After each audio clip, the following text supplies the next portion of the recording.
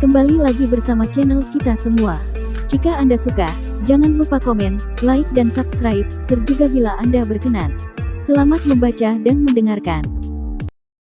Perintah Kaisar Naga, Bab 4226-4228. Avery Zong juga seorang praktisi biasa dan pernah berada di kota Yongle, jadi dia masih tahu sesuatu tentang wilayah laut ini. Mendengar kata-kata dari Avery, semua orang terdiam. Wilder Chen mengerutkan kening, apa yang harus kita lakukan? Mungkinkah hanya melihat Teosu dan yang lainnya melarikan diri, dan kita tidak akan mengejar mereka? Saya rasa saya lebih baik kembali dulu. Orang-orang ini akan kembali ke wilayah barat cepat atau lambat. Yorat Zen berniat mundur. Saya juga berpikir lebih baik mundur dulu. Banyak anak keluarga Zhou kami yang terluka, dan mereka benar-benar tidak memiliki energi untuk mengejar ketinggalan. Gideon Zhou juga mundur. Anak-anak dari keluarga dia terluka, dan banyak orang di keluarga Zhou juga terluka parah, dan mereka harus kembali berkultivasi. Pada saat ini, jika Anda mengejar dan menghadapi badai, orang lain memiliki kemampuan untuk melarikan diri dari badai. Mereka semua di keluarga Zhou terluka, dan mereka tidak dapat melarikan diri. Bagaimana kamu bisa melupakannya? Teosu dan orang-orang itu hampir membunuh kita semua. Kita tidak boleh membiarkan mereka pergi, jika tidak, kita akan membiarkan harimau itu kembali ke gunung dan kita harus membunuh mereka sekarang. Beberapa alkemis tidak setuju untuk kembali, jadi mereka harus mengejarnya. Siapa yang tahu bahaya apa yang ada di lautan badai, jadi mengejar secara membabi buta seperti itu adalah tindakan yang sembrono. Beberapa alkemis menentang pengejaran itu. Untuk sementara, banyak alkemis berdebat, ada yang mau mengejar, ada yang tidak mau mengejar. Seluruh perahu roh menjadi bising. Berisik, rekan-rekan Taois, jangan berdebat lagi. Semuanya, mari dengarkan pendapat rekan Taois Chen. Pada saat ini, Wilder berteriak keras. Semua orang menutup mulut mereka dan menatap Dev. Sepanjang jalan, semua orang tahu kekuatan Dev, dan banyak orang telah diselamatkan oleh Dev, jadi semua orang pasti akan mendengarkan kata-kata Dev. Perahu roh kita dapat bertindak secara terpisah. Jika ada yang ingin kembali ke wilayah barat, mereka bisa kembali. Jika kamu ingin mengejar, kamu juga bisa mengejar. Semua orang memilih secara sukarela, dan tidak akan ada paksaan. Bahkan jika kamu kembali, kamu punya alasan sendiri, dan tidak ada yang akan memaksa. Melihat ke bawah, semua orang tidak perlu ragu. Dev tahu bahwa ada banyak risiko yang tidak diketahui untuk pergi ke tempat yang disebut lautan badai, dan banyak orang berpikir itu adalah hal yang baik. Dimungkinkan juga untuk membiarkan beberapa orang kembali. Seperti kondisi yang ada di keluarga Zhou, mereka sama sekali tidak memiliki efektivitas dalam bertempur sedikit pun. Mereka yang terluka harus diurus oleh orang lain. Tanpa terlihat, kekuatan keseluruhan akan berkurang.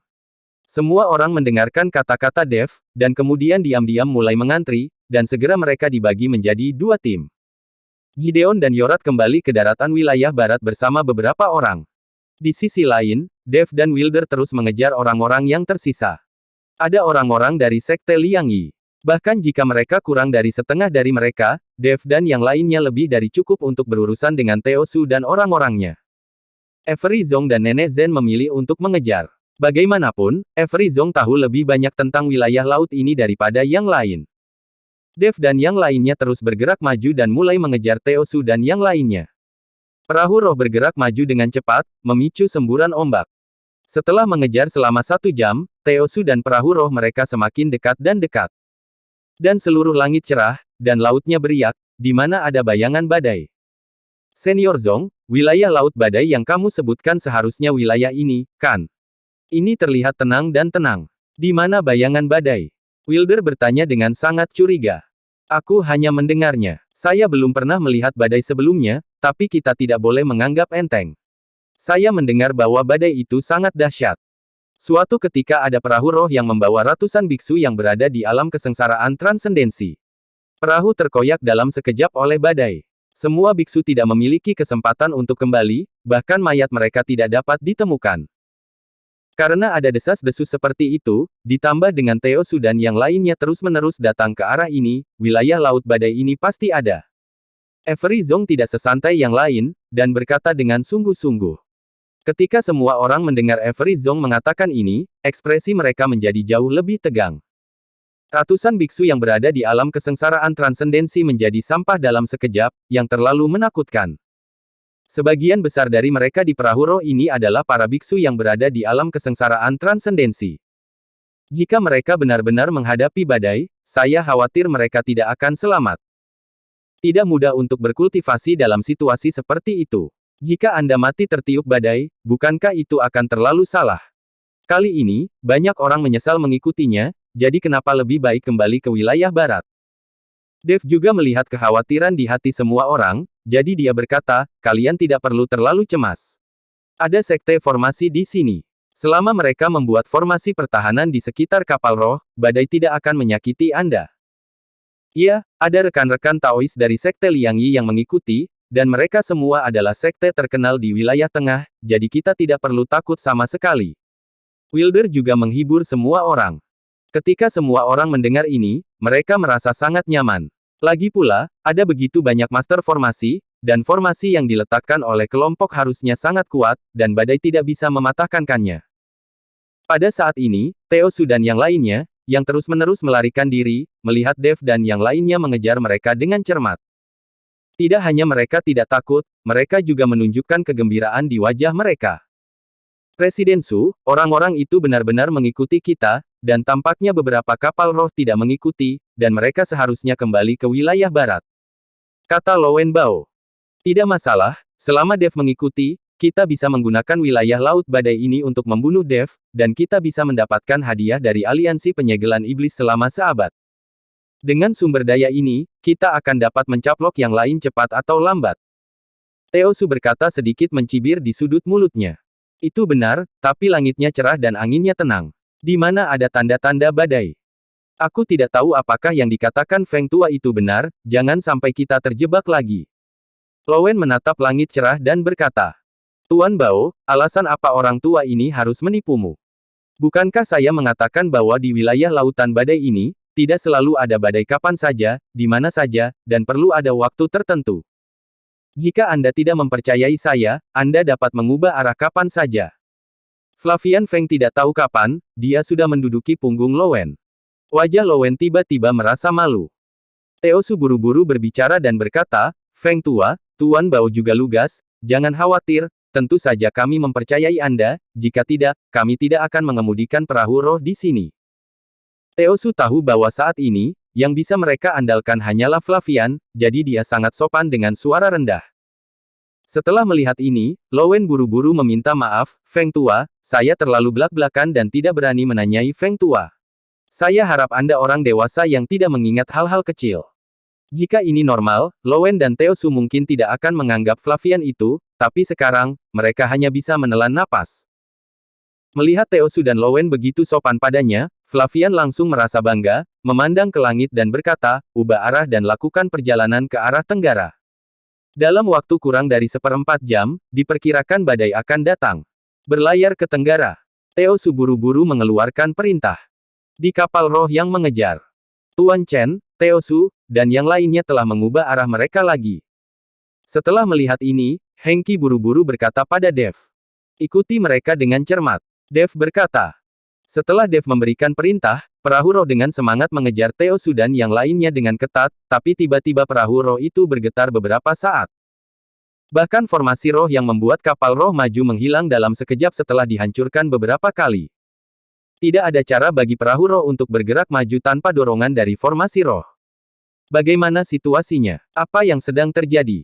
Wilder dan yang lainnya juga bergegas ke haluan satu demi satu. Semua orang terkejut, dan ekspresi mereka sangat gugup.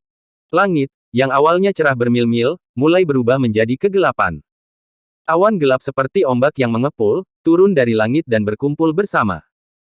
Kecemerlangan yang sengit terus berkelap-kelip di awan gelap, seperti sekelompok 10.000 ular yang menari, laut yang tenang tampak tertarik, dan tiba-tiba ombak besar bergulung.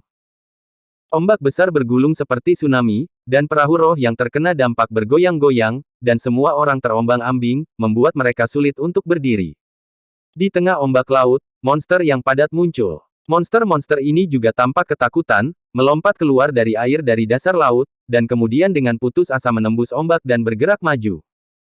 Monster terbang juga berkicau, burung kali, dan terbang ke kejauhan, tetapi mereka disambar petir dan kilat di tubuh mereka dan langsung jatuh ke lautan. Tidak lama kemudian, seluruh permukaan laut ditutupi dengan mayat monster, dan pemandangannya sangat menakutkan. Ketika semua orang melihat pemandangan ini, mereka terkejut dan tercengang. Guntur itu sebanding dengan guntur para biksu ketika mereka melewati kesengsaraan guntur, yang masing-masing sangat menakutkan, dan bahkan menyebabkan kekacauan di dunia. Theseus, ajak beberapa orang untuk segera membuat formasi pertahanan, dan segera perbaiki formasi roh dari perahu roh. Dev melihat badai yang mengerikan itu, sedikit mengerutkan kening. Ketika Theseus menerima perintah itu, dia segera membawa murid-murid sekte Liang Yi dan bernyanyi dengan suara rendah satu persatu, bersinar dengan cahaya di telapak tangannya. Sinar cahaya ini bertemu di satu tempat, dan kemudian membentuk perisai, membungkus seluruh perahu roh. Perahu roh, yang awalnya terhuyung-huyung, menjadi tenang dalam sekejap, dan hati semua orang menjadi tenang.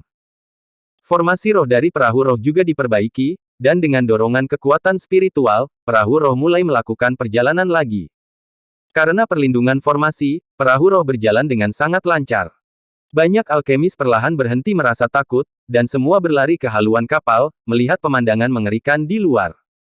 Banyak monster melarikan diri dengan panik, tetapi dibombardir oleh guntur dan kilat dan mati. Presiden Su, orang-orang itu sepertinya tidak takut dengan badai ini. Perahu roh mereka dilindungi oleh formasi. Lowen buru-buru berkata ketika dia melihat Dev dan perahu roh mereka, dengan cahaya bersinar di sekelilingnya, bergerak maju tanpa hambatan. Theosu juga mengetahuinya, jadi dia mengerutkan kening dan berkata, "Sialan, aku lupa bahwa mereka masih memiliki orang-orang dari sekte Liang Yi yang mengikuti, orang-orang ini semuanya ahli formasi. Kali ini, itu akan merepotkan. Saya khawatir badai ini tidak akan menghentikan mereka sama sekali, apalagi mencekik mereka." Presiden Su, Tuan Bao, jangan khawatir, ini hanya makanan pembuka sekarang, dan badai yang sebenarnya belum datang. Flavian berkata dengan percaya diri. Apakah ada badai yang lebih kuat? Itu bagus. Theosu menjadi senang saat mendengarnya.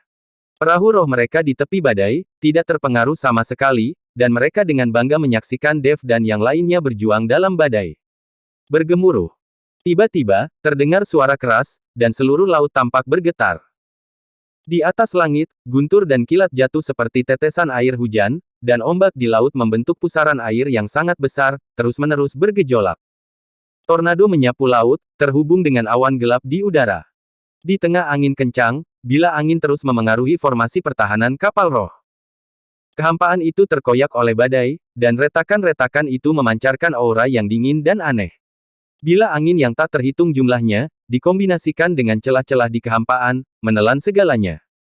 Perahu roh Dev dan yang lainnya seperti daun kecil, bergerak melintasi angin dan ombak yang bergelombang.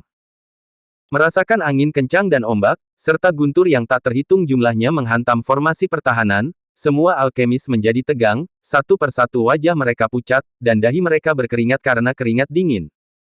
Karena mereka merasa perahu roh ini bisa terguling kapan saja, dan mereka akan terkoyak oleh badai ini. Tidak ada ekspresi di wajah Dev saat ini, dan matanya menatap badai terbesar. Formasi pertahanan yang diletakkan oleh Theseus dan yang lainnya masih mampu menahan badai kecil ini, tetapi di antara badai ini, badai dengan diameter puluhan mil perlahan terbentuk, yang merupakan yang paling mematikan. Bersambung.